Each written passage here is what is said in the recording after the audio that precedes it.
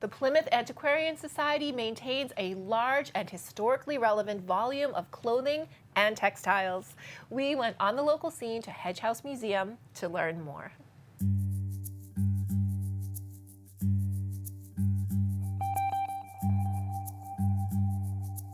We have all manner of collections here at the Antiquarian Society, but for this project, what we're really looking at is the historic clothing and textiles collection.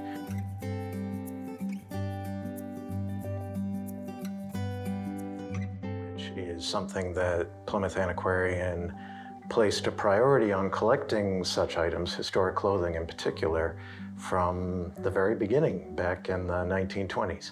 This historic clothing collection is very large, and it has been growing over decades and decades. So that's what we're placing the priority on for this assessment.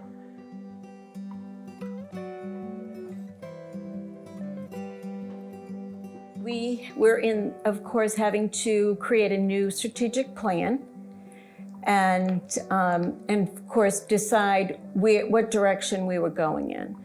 So that took us a full year to complete. Now, what even brought that closer to the surface is that we also got a bequest from one of our members, Ellen Parkes, for $147,000. So that allowed us to really start the ball rolling and thinking about, okay, now we can hire some textile conservators, see what they say, and start looking at this collection that I kept hearing about was put away for only 20 to 30 years. But what we have found are items that have been stored away since 1931 and earlier. It is just amazing to me that we're finally going to be able to bring all these to light and be able to have exhibits showing what we do have, deaccession what we don't really need from the collection. But because of the vast amount that we have, we're looking 3 to 5 years.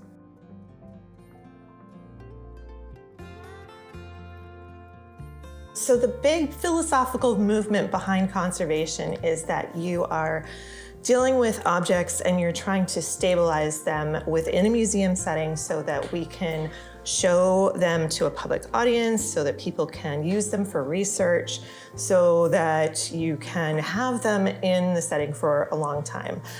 We're trying to learn from objects, but as objects experience time, they have a natural tendency to degrade, and we're here to minimize that degradation over a period of time. What we look for are hazards first. So are the items being stored in a way that could be hazardous to somebody's health? So it's not all just about the objects. You could have things boxed up in a way where, say, they're blocking a fire exit, or where they could fall on somebody. In addition to that, you could have pests.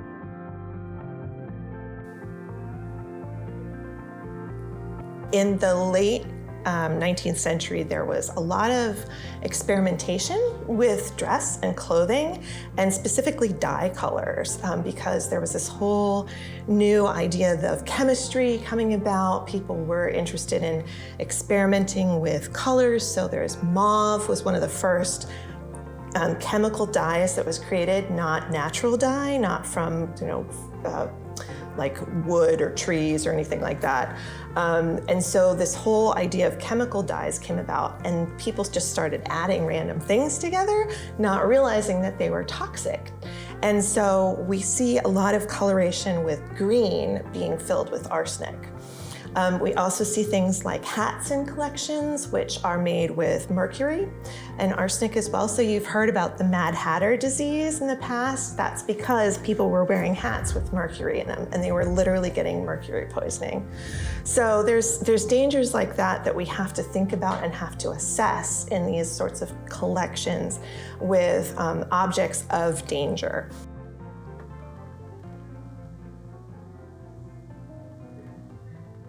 In In the museum world, we have to be very careful with some of these colors, these bright colors, because they do tend to have a lot of heavy metals that are poisonous to us as conservators.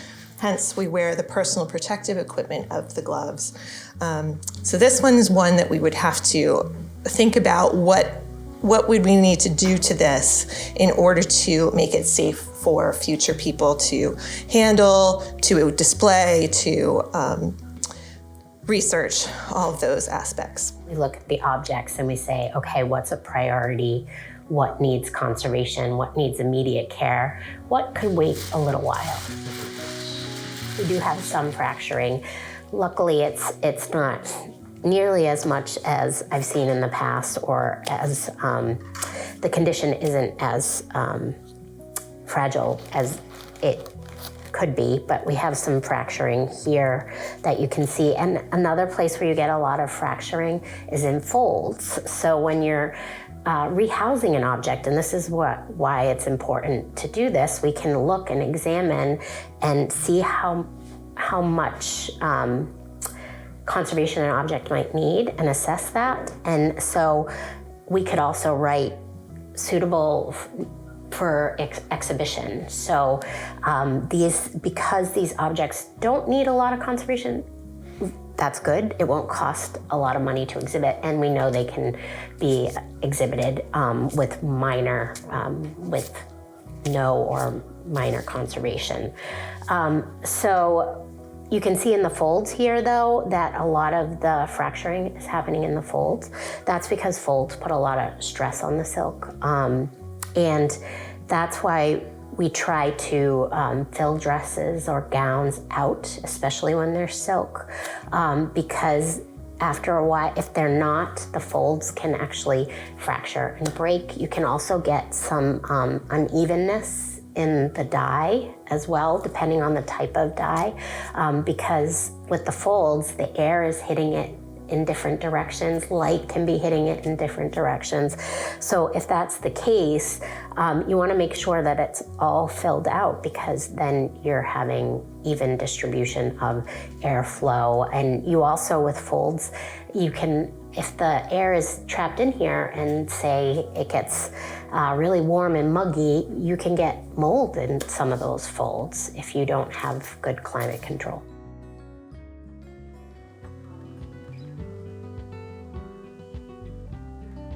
Provenance is really one of the larger factors, and that's why it's important for a museum to have a strategic plan in place, to have had an assessment, a conservation assessment. In addition to that, it helps if they have their mission really figured out, and an idea of what they are going to collect. There's a security risk if you have all these objects and really there isn't necessarily a need for them. Our mission is basically to collect things with a Plymouth provenance. And so therefore, it has to relate to that. Now, you also have to think of the condition of the item, and at one point, they're just gonna say, yeah, just to get rid of it. It doesn't have meaning to us. We've had decades of people associated with the Society doing great work in preserving this collection, and we need to come up with a plan, a roadmap of how we move forward in terms of making sure that this collection gets the best storage, the best security, the best environmental conditions. We need to think about all these things, and so this assessment is going to help us create that roadmap. We'll talk about dangers to the objects themselves and improving things like heat, humidity controls, all of the normal controls that we would have with climate-controlled spaces. We would also talk about insect controls and people, managing, making sure that nobody is accessing things when they shouldn't be, making sure we have tracking of movement from objects to between spaces. A lot of the time you want to assess, is it worth putting the work into this? Like, will the cost outweigh the benefit of keeping this object? And do you want to spend a lot of money in conserving or preserving an object that really has no connection to the mission of this organization. It's kind of up to us, generations later, to do the research on that people. So with certain objects, we may have an accession record that ideally has a name attached to it, and then it's for us to do the research on that person. Okay, what was this person's story? You know, who was this person?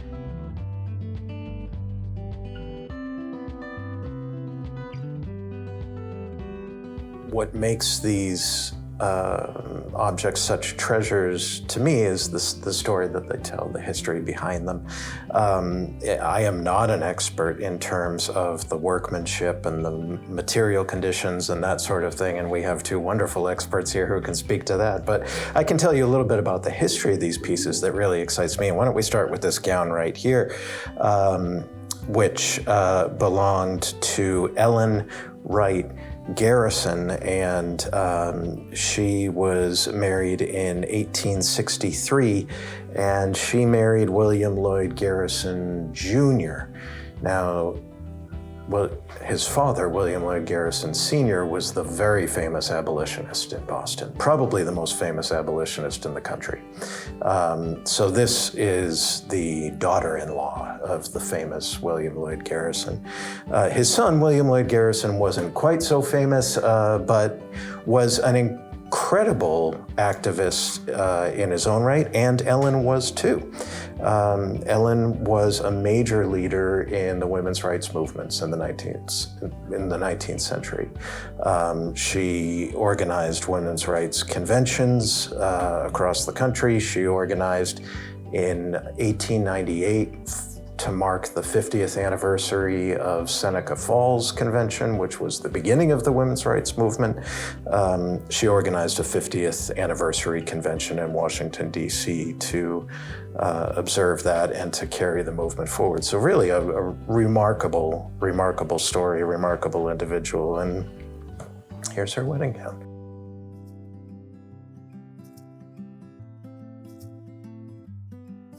When we are first born, we're wrapped in a textile. When we die, we're wrapped in a textile. So there's lots and lots of different stories that can be told with textiles. And I think it's just a matter of how you want to interpret it, what you want to focus on in terms of history. You could talk about women's work, you could talk about slavery, you could talk about trade, you could talk about economics and all sorts of other things. So it just depends on which lens you're putting on for that discussion. What's important about those objects and why we need to preserve them is because we need to be able to tell the story. And a lot of those objects too are associated with women. And let's face it, that women were left out of the history books for long enough. And so a lot of museums, because of the cost associated with displaying those objects, even though they bring a ton of people through the door, which is what you want, they're not always able to justify the initial cost, and they look at it as, oh, it's so expensive. But what the value is the amount of people you get in the door when you show clothing or when you tell the story through these extant or existing objects. It's much more moving to people, and it tells more of the story if the silhouette is right, how it looked during the time period, there's a hairstyle to go with it, the accessories.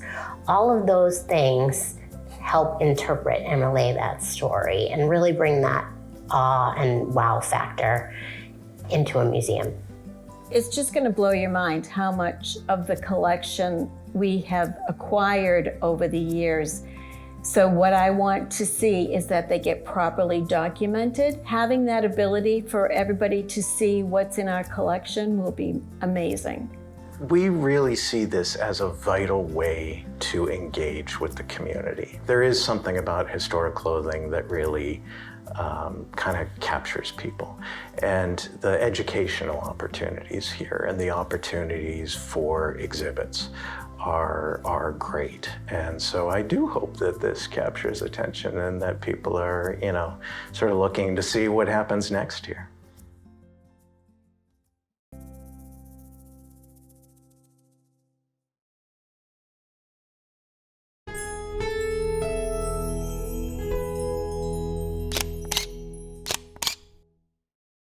If you enjoyed this video by The Local Scene, please give it a thumbs up and hit the subscribe button. Thank you for watching.